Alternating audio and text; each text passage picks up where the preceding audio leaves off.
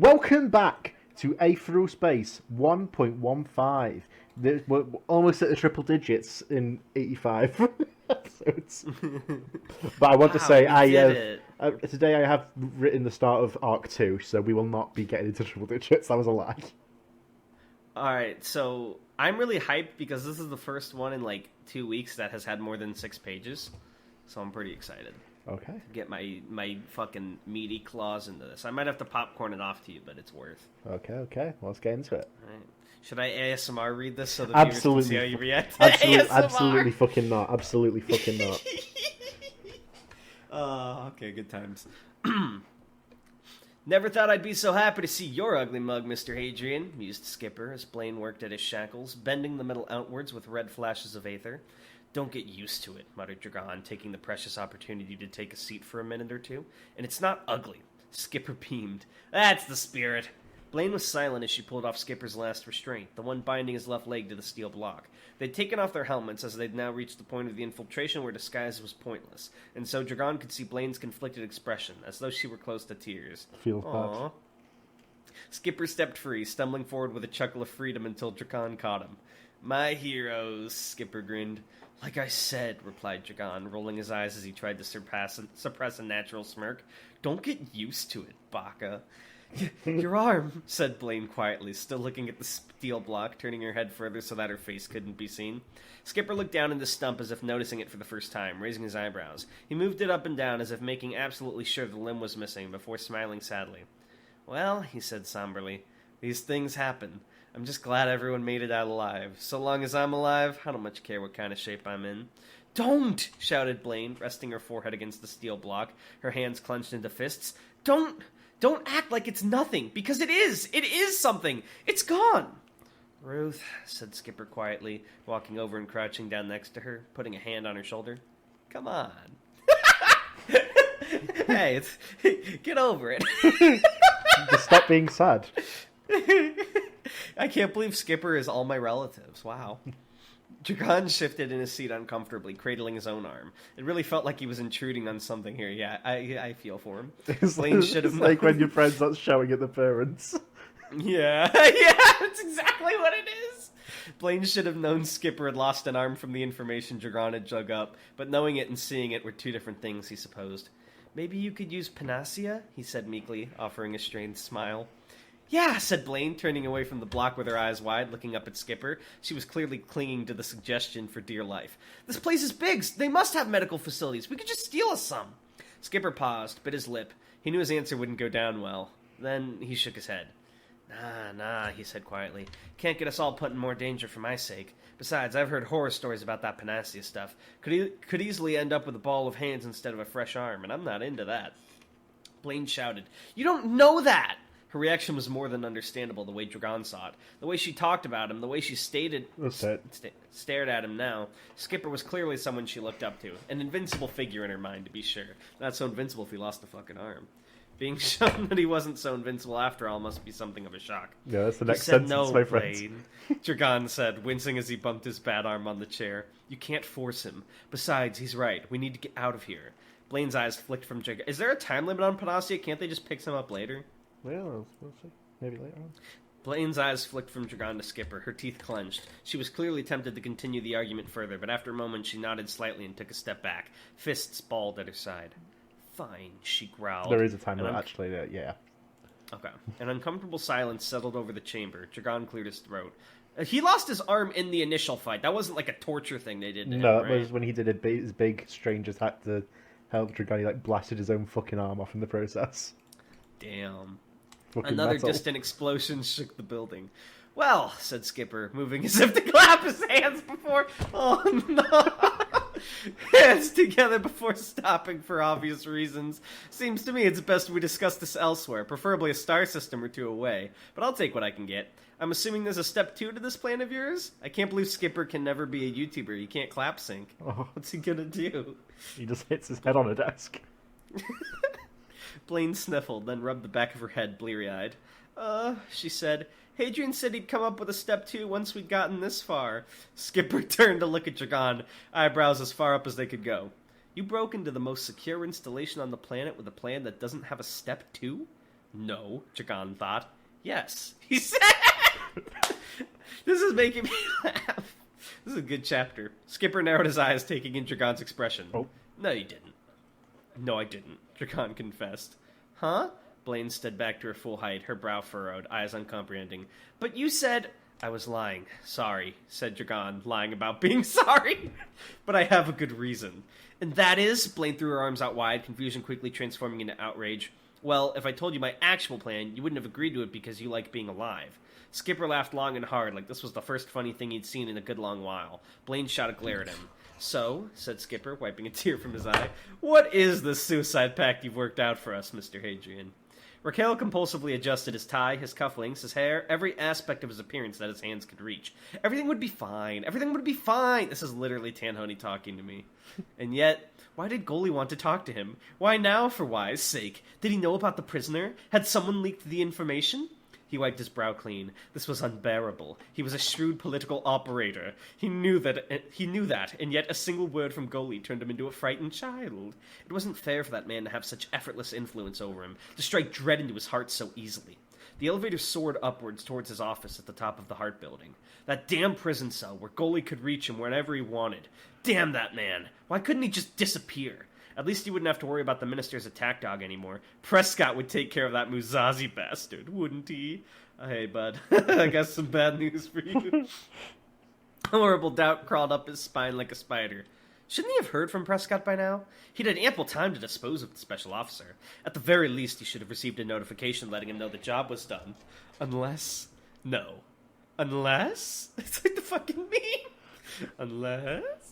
Prescott was smart and Muzazi was stupid. His son could simply shoot the annoyance in the back of the head while he was inspecting some evidence, and then he could grab the Hadrian brat that had brought them there. It would all work out fine. His son was fine. He was fine, Raquel thought, just as an explosion sounded down below. The building shook, and the elevator paused for a second in its tube before resuming its ascent. Raquel, on the other hand, was knocked over by the sudden jolt, falling onto his side, eyes wide with terror. What was happening now? Realization spiked through his brain like a stake. The hyena. He'd forgotten to see to the hyena situation. Even if he was just going to have him killed, he should have made some false apologies to delay the lunatic's wrath. Stupid, stupid! Raquel pulled himself to his feet, grabbing onto the elevator's railing as support. This was fine. This was fine. He can still fix this. It's still good. It's still good. This is fine, says the dog in the room on fire. Security could deal with the hyena's men. Prescott was fine. He could deal with Goalie. So long as he still had his best game piece, the nameless prisoner, he could pull himself out of this. Handshaking, he pulled out a script and opened a communications channel to Crossland. Come in, he said, voice hoarse. I need an immediate upvote. Oh, update? Have you got him frozen yet? That's being posted in SCP. No answer came. Not even breathing could be heard on the other side. Raquel shook the script as if there were some error with the machine itself. He slapped his hand against the screen, once, twice, making absolutely sure that it was working. It was working fine. There was no problem with the machine. There was... No problem. Okay, now it's getting a little repetitive. I get it. He's trying to assure himself. No problem. It was fine. There was no problem. He could make it out of this so long as he... No problem. Raquel screamed long and hard, a primal howl of fear and pain that filled the air, lingering even after the elevator went shooting further up towards his office. He fell into the fetal position, hands clutching his skull as he squeezed his eyes shut, as though the world just couldn't hurt him if he couldn't see it. His scream died down to a consistent low whine, streams of bitter tears leaking from his closed eyelids. No problem, he mumbled with a kind of strangled laughter. No problem! The elevator stopped. Raquel heard a ding, then the door sliding open. A foot tapped itself against his face, shaking, dreading what he might see. Raquel opened his eyes and looked up. The hyena grinned down at him, framed on either side by burly thugs. You look like you're in some trouble, buddy, the hyena said. Pal, friend. Chum. Dragon rolled her eyes. Oh? What? Was this supposed to be Blaine? What are you talking about? Oh. It says Dragon rolled her eyes. Why did she have to wait? You skipped way ahead there. That's why it confused me. Sorry, I got confused. Dragon led the way as the three of them made their way down the corridor, following the schematics he'd memorized before they'd arrived. That's crazy, Blaine said, for what felt like the 10th time that day. Dragon rolled his eyes. Why did she have to wait until now to gain common sense? It's not crazy, he said, doing his best to keep the directions in his head as he spoke. It's the only way we get out of this. It's the hyena's men downstairs and security everywhere else. We're not getting out of this unless we have the bargaining chip. It's crazy, said Blaine again. Skipper grinned. I know, right?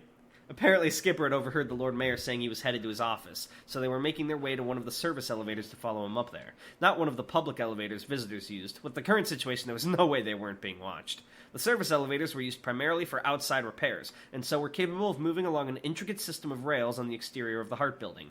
The majority of the fighting seemed to be on the inside of the building, as far as Dragon could see, so making their way up from the outside gave them the biggest chance of success. We grab Raquel, said Dragon, trying to convince Blaine just as much as himself.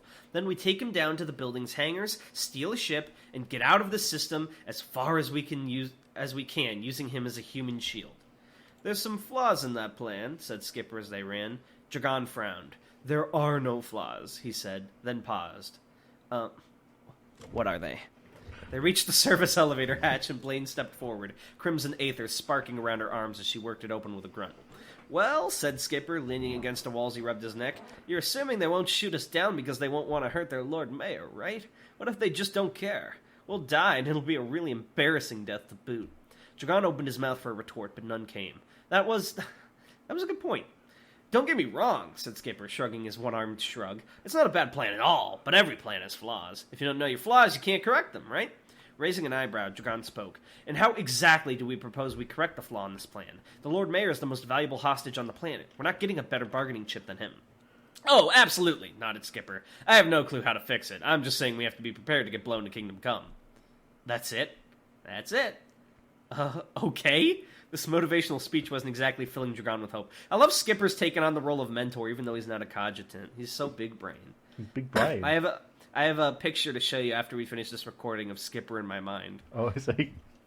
Cool, Skipper said, once again trying to clap his hands together. Good talk. It's open, grunted Blaine, testing the service hatch in two with her... Oh, is it tearing? Yeah, let me fix that. Tearing the service hatch in two with her skeletal capitalized, That's, and yeah, tossing like each half either side. Armor.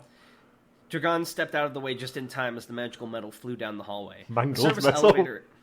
Oh, mangled metal flew down the hallway. Magical metal. Ooh, wizard! Y'all wizard, It Dragon! struck Harry Potter in the forehead, giving him his scar.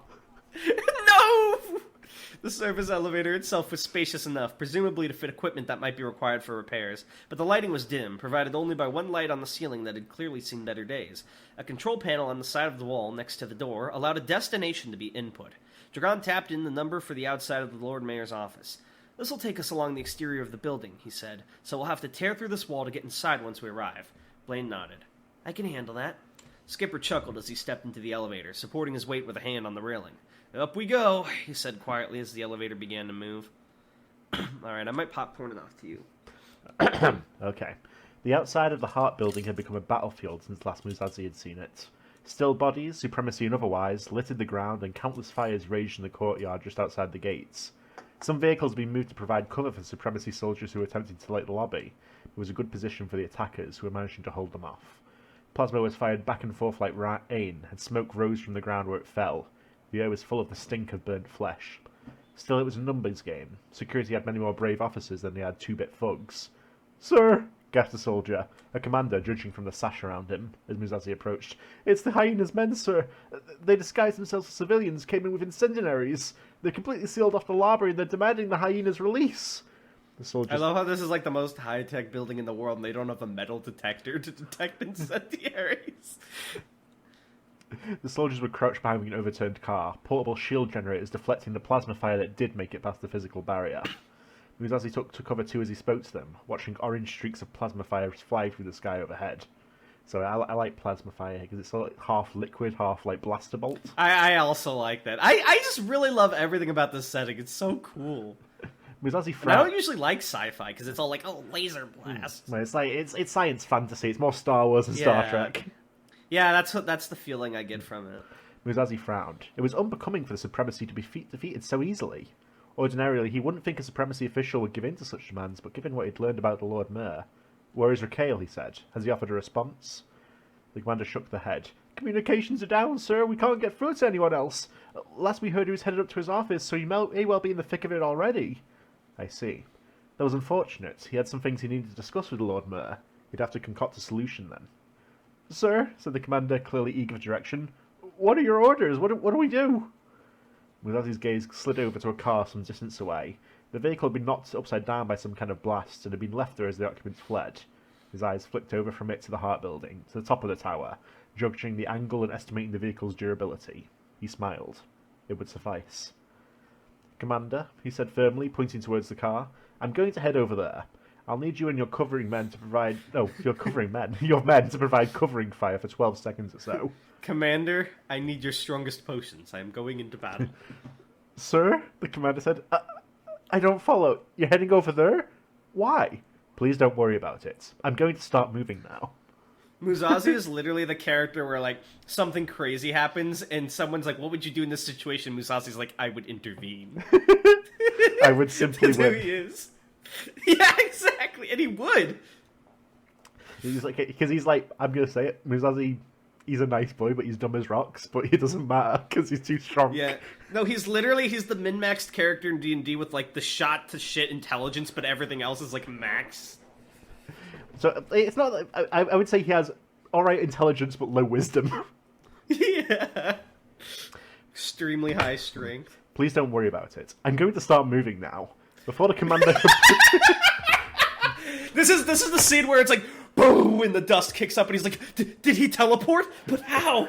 He's just fucking going across the desert with the stream of sand behind him. Before the commander could protest further, Musashi leapt into action, charging towards the car with a flash of white aether. Holy shit, I was right.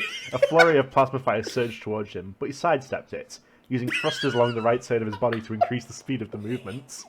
Musashi, what if you get shot? Don't worry, I have a plan. I'll simply dodge the bullets.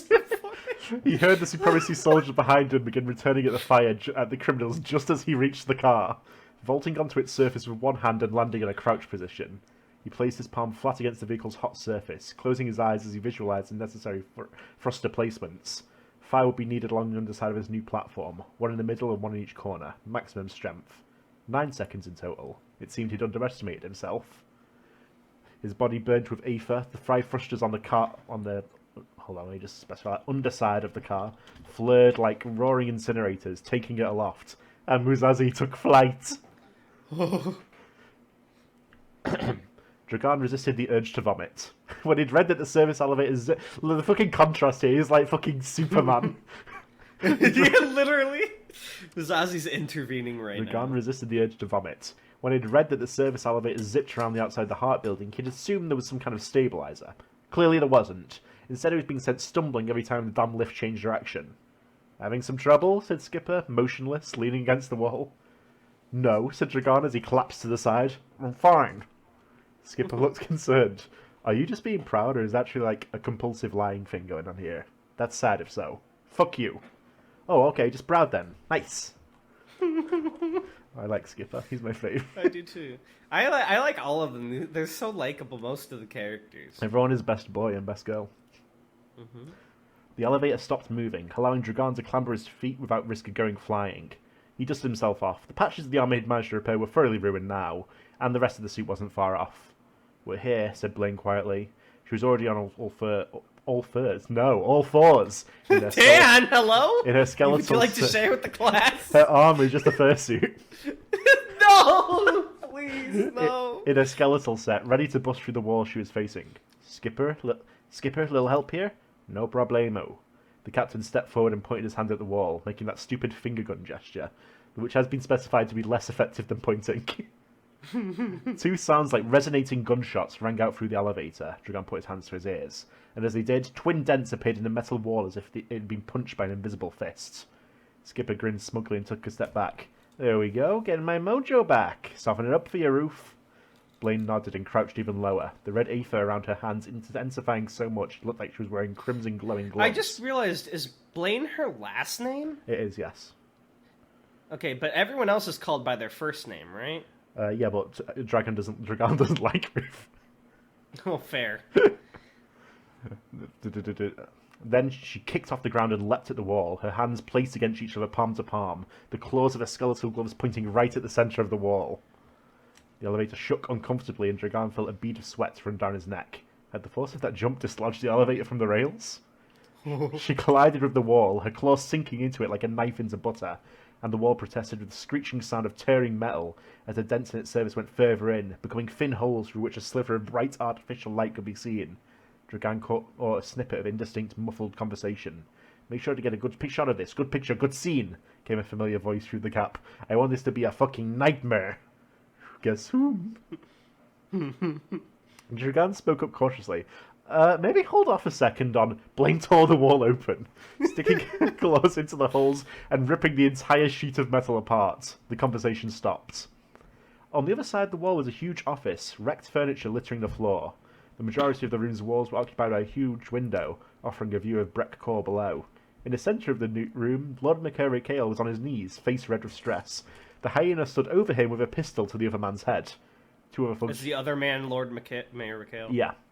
Okay. Two other thugs were in the room too, one of them holding a massive plasma rifle, the other operating a handheld camera and recording the scene in front of them. No, they're gonna put this on YouTube! All four of them... Demonetized. All four of them gaped at the new arrivals. Skipper waved sheepishly. Hey there, fellas, he grins. Gonna need to take old man Raquel with us if you don't mind. The hyena's gaze turned cold, any trace of even feigned charm fading away. Dragon had seen it before on Crestpool. With the theatrical scum, the thing they hated most of all was having their performance interrupted. It was like an extra in a musical tripping up the star. The crime lord shoved Raquel to the ground, marched past him and pointed his pistol at Dragon's group. You just made a miscalculation, friend, he hissed. A big lapse of judgment. A big old blunder. A massive fucking mistake. In the second before he went to pull the trigger, the room exploded. The window burst inwards as a huge metal object hurtled through it, crashing through the furniture and directly into the hyena, obliterating him in a second. Oh my god, that's Musazi's music. What could only generously be called his body went flying into the opposite wall, leaving a nauseating stain. The two thugs, faces white, pulled up their weapons and pointed them at the object that had lodged itself in the middle of the room. The dust and billowing smoke made it difficult to determine, but there seemed to be some kind of humanoid figure crouched atop it. Dragon squinted, looking below at the twisted metal hulk. Was that a car? So here's the interesting thing. They're about to... So Dragon's original plan involved escaping with these fucks and kidnapping the mayor, right? But now that Muzazi's here, he has a choice. Because Muzazi knows he's innocent, right? Yes, he does. I wonder what's going to happen. The smoke cleared, revealing the figure now standing on top of it. A tall swordsman, hair and long coat fluttering in the wind, his blade glowing an eerie white. Fucking Dante. Moonlight aether flickered around his entire body. So, just something to note, I said previously that Musazi did not have an aether tick. His aether tick is that stuff he holds when he's using it glow. So that's why his sword does it. Well, it's certain stuff, not everything, otherwise his clothes and shit would glow, but it's like metals. Yeah. That's really cool. On the other side of the car, its rival had pretty much split the room in two. Raquel crawled backwards away. No problem, he whimpered, a broken look in his eyes. Dragon wasn't sure why exactly, but the man clearly had reason to be terrified of the new arrival. Blaine tensed up next to him, and Skipper pointed his finger towards the swordsman cautiously. That's when Muzazi's grey eyes flicked from Lord Merikale to Dragon's group, ignoring the two thugs who were still pointing their guns at him. He blinked, and a decision seemed to be made. Jets of white aether burst out from his back, and he rushed towards Ruth Blaine, angel white sword held high over his head, death in his eyes. No! Muzazi! Please! This is the fucking screen where he's doing like the... Oh, hang on, I'll show you the clip. It's the JoJo to be continued. Yeah! Alright, I'm gonna stop the recording here. Yeah, you too. Wait, really? There's no bye or anything?